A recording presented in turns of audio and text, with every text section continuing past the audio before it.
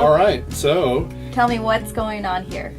we've got a classic Chinese tea board, Okay.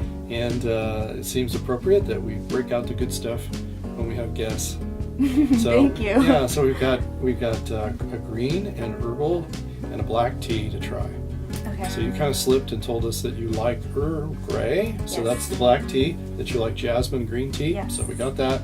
And then we got our best-selling blueberry tea that Augie's calls pink stuff. Pink stuff. Okay, because it turns pinkish. That's or- right. It has a little hibiscus in it. And Okay. that turns it pink. Right. Ooh, I'm excited. Okay, so don't put boiling water on green tea, right? Yes, and So- why is that? Well, because premium teas are picked immature. So the leaves are thin and tender. So I think I was saying earlier that if you take spinach leaves and boil them, you just get something nasty. Mm-hmm. So it's the same thing with putting boiling water on top of tea leaves. They cook instead of steep, and you get all Right. of the bitterness and so on.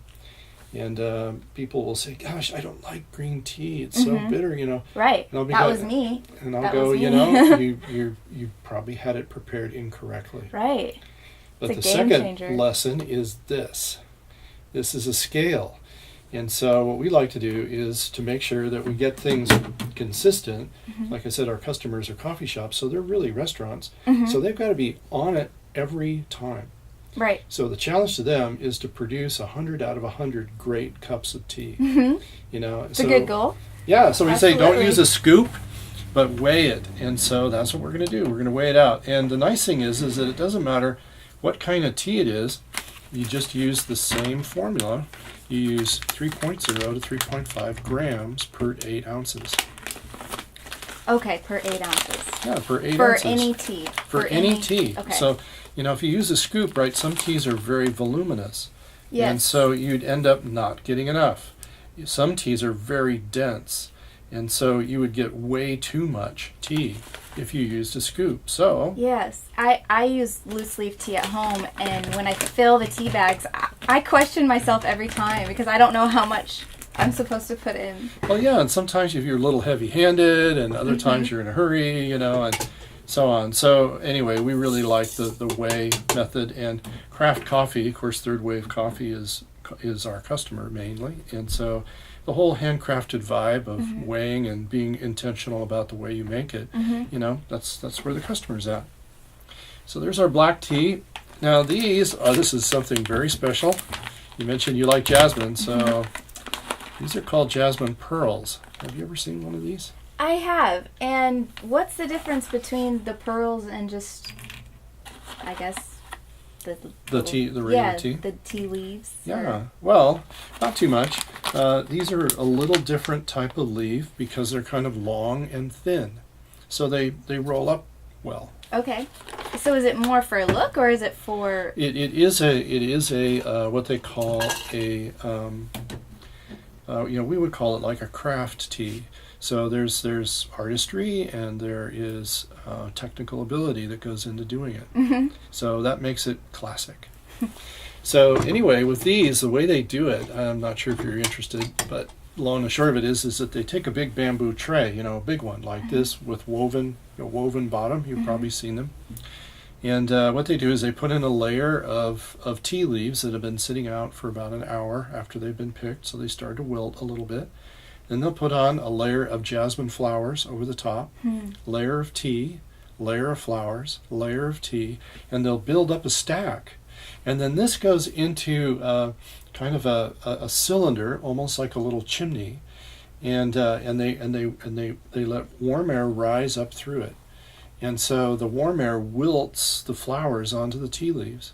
And that's how the essence of the jasmine is translated onto the tea. So then what they do is they take this stack, they take it out, dump it out, and they sort it out, and they do it again. So for these jasmine pearls, they've gone through that process 3 times. Wow. I mean, it's just crazy. You can't do that, and pay somebody $15 an hour. Mm-hmm. Yeah. So anyway. Is the flower and the green tea leaf in this? No, it's just the tea leaf. So when they sort it, they take the flowers out. They sort out the flower petals. And they put new flowers. And they put new flowers in. Oh, wow. So it's infused like 3 times. Yes, that's right. Wow. So they only make it once a year because that's when the flowers are blooming, right? Huh. That makes it seem really special. It is really special. Wow. It is wonderful. And that's part of the world of tea. It's almost like spare no expense. Mm-hmm. That's neat. So the one I'm weighing out here, this is our Summit Blueberry. This is like all-time bestseller here. And what it does is it pairs cinnamon and blueberry. See if you can get a whiff of that. That smells Isn't that good. something, you know? Mm-hmm. I never thought about cinnamon and blueberry, but there's a book called the Flavor Bible that chefs use to create tastes and flavors and so on. And in the Flavor Bible, a major pairing with blueberry is cinnamon. What else is in there? Well, there's lemongrass, there's rose hips. We also put in some blueberries. Actually, blueberries go in there. We have the hibiscus, I said, to give it that nice color, you know, and a few other things. I mean, it's not shy on ingredients. But the main flavor is blueberry cinnamon. Blueberry. Okay. Yeah. Okay. So these are single serve tea strainers, or what? They're we just call them brewers. Okay. So what they'll do is they'll hold the water out of the carafe in the bottom until the tea is steeped. So after you boil the water, how long do you let it normally sit? Before you pour it? Before you pour it. Well, I'm kind of pushing the limits here just for the sake of making all this work, you know.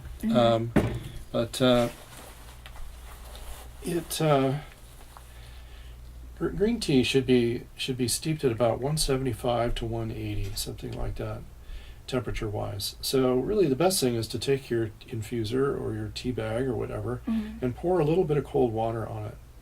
And then put in your hot water. Okay. That's just the easy way to do it.